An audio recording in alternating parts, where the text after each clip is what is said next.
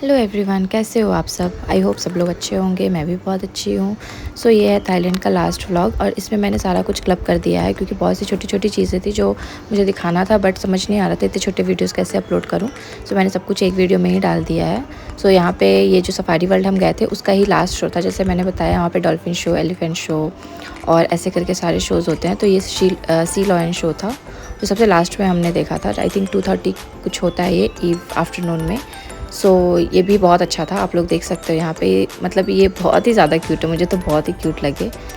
आप लोग आगे देखो।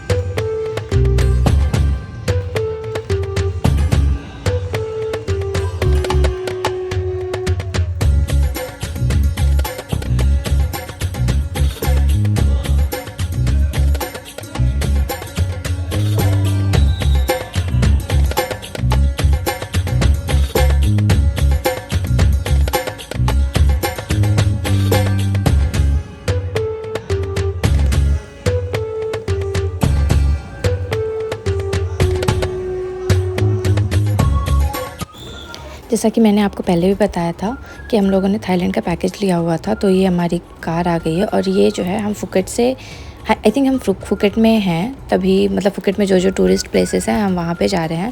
तो हम लोगों ने सबसे पहले शुरुआत की थी टाइगर किंगडम से, जो कि बहुत अच्छा है। मतलब मुझे तो थोड़ा सा डर लगा शुरू में, जब वहाँ पे हम गए तो बहुत सारे टाइगर्स थे वहाँ पे, बहुत सारे पैकेजेस थे अलग अलग की, मतलब स्मॉल टाइगर के साथ रहना है या फिर मीडियम साइज़ के टाइगर के साथ। मतलब थोड़ा टाइम मिलेगा आपको, 10 से 15 मिनट कुछ, और वहाँ पे आप उनके साथ रह सकते हो, फ़ोटो क्लिक करा सकते हो। तो ये हमने मीडियम साइज़ के टाइगर के साथ अवेलेबल था उस समय, वही खाली था तो हम लोगों ने वही लिया हुआ था।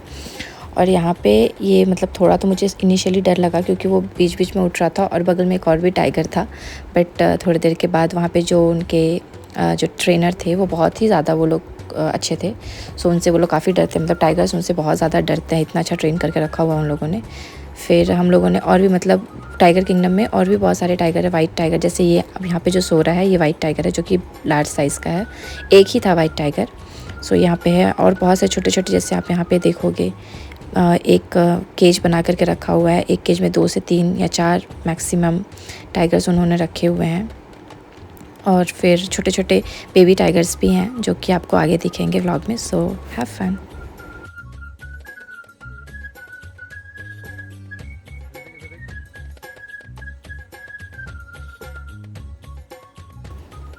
सो हम जब टाइगर किंगडम गए थे तब दोपहर के आई थिंक 12:30 1 कुछ बज रहे थे वहाँ के टाइमिंग के हिसाब से, और इतनी ज़्यादा गर्मी थी कि आप पूछो मत। मतलब अगर आप सोच रहे हो कि गर्मी में यहाँ पे जाओगे तो प्रिपेयर होके जाना कि बहुत ज़्यादा ही गर्मी रहेगी। और ऐसे करके जैसे आप यहाँ पे देख रहे हो चीता टाइगर बहुत सारे ही थे।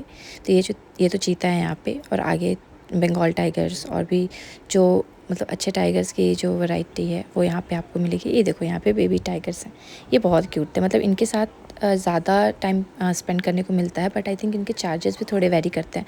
जिस टाइम पे हम गए थे हमारे और भी प्लान्स थे, तो हमारे पास ज़्यादा टाइम नहीं था और ये सारे बिज़ी थे उस समय, तो हम लोगों ने मीडियम वाला ही उस समय ले लिया। बट यहाँ पे जाओ आपके पास ज़्यादा टाइम है तो आप इनके साथ थोड़ा टाइम स्पेंड कर सकते हो। They are very cute. मतलब बिल्लियों की प्रजाति है ऑब्वियसली, बट वो तो क्यूट होते ही हैं, बहुत अच्छे लगते हैं, बट बड़े हो जाने के बाद बहुत डर लगता है उनसे।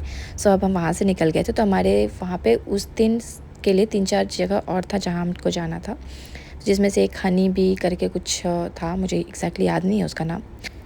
तो वो जो हनी फार्म है वहाँ पे ले जा कर के हमको, मतलब उन लोगों ने छोटा सा गार्डन जैसा बना रखा है, उसमें बहुत सारे अलग अलग टाइप के बीज हैं जो कि वहाँ पे आपको देखने को मिलेंगे। हम गए वहाँ पे विथ हाई एक्सपेक्टेशन, मुझे कुछ मिला नहीं। Instead they tried to sell their products. So basically वो लोग वहाँ पे प्रोडक्ट्स बेचते हैं अपने, कुछ खास लगा नहीं। That was a complete waste of time. और जब वहाँ पे गए हम तो उन लोगों ने फार्म को बंद करके रखा हुआ था, सिर्फ स्टोर्स खुले थे क्योंकि वहाँ पे बारिश हो रही थी। 5-10 मिनट ही हुई, बट हमको कुछ खास मिला नहीं वहाँ पे। उसके बाद हम गए बिग बुद्धा, जो आप यहाँ पे स्टैच्यू देख रहे हो, ये बिग बुद्धा का है। मतलब ऐसा बोला जाता है कि फुकेट या क्राबी का जो एरिया है उस सबसे बड़ा, मतलब वहाँ पे बुद्धा के मतलब बुद्धिज़्म वो लोग फॉलो करते हैं वहाँ के लोग। सो वहाँ पे जो इनके बुद्ध स्टैचू जो हैं वो बहुत सारे आपको मिलेंगे, बट ये सबसे बड़ा बुद्धा स्टैचू था और इसका लोकेशन भी बहुत अच्छा था। लकीली हम जिस टाइम पे गए वहाँ पे वेदर बहुत ही अच्छा हो रखा था। तो थोड़े टाइम के बाद थोड़ी सी धूप थी, बट थोड़े टाइम के बाद वेदर बहुत अच्छा हो गया था।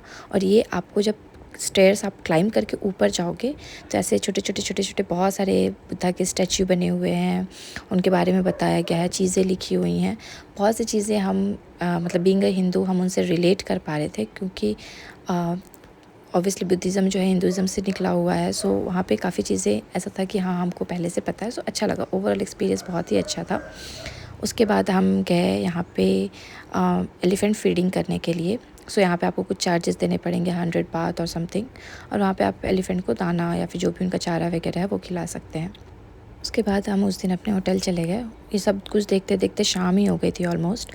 उसके बाद हम अपने होटल पहुँच गए और ये रहा हमारा होटल। Bye bye.